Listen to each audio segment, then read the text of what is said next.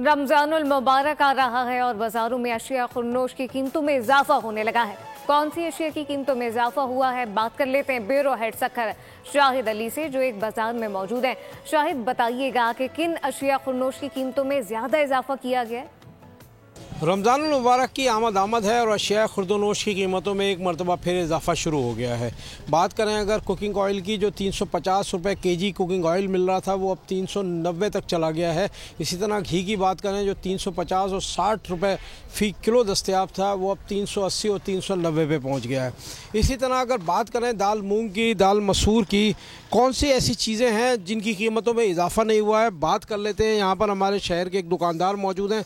आप बताइए किन किन अशिया की कीमतों में इजाफा हुआ है और कितना कितना हुआ है?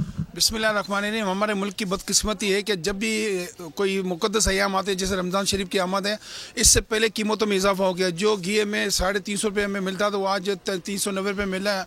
और छोटे और इस तरीके घी भी बढ़ गया, तेल बढ़ गए, दालें बढ़ गई, चावल बढ़ गए, खाने पीने के जितनी अशिया वो सब बढ़ जाती है रमज़ान में, लेकिन कीमतों पर कंट्रोल नहीं होता है। कुकिंग ऑयल और घी सबसे ज़्यादा इस्तेमाल होता है, उसकी कीमत में भी 30 से 40 रुपये फ़ी केजी इजाफा हो गया है। लेकिन अभी तक बाज़ार में कोई प्राइस कंट्रोल, कोई कमेटियां, कोई मेंबरान, कोई इस तरह के अफसरान नज़र नहीं आ रहे हैं जो रमज़ान से पहले इसको कंट्रोल कर सकें। जी, सब्सक्राइब करें और बेल दबाएं ताकि कोई खबर रह न जाए।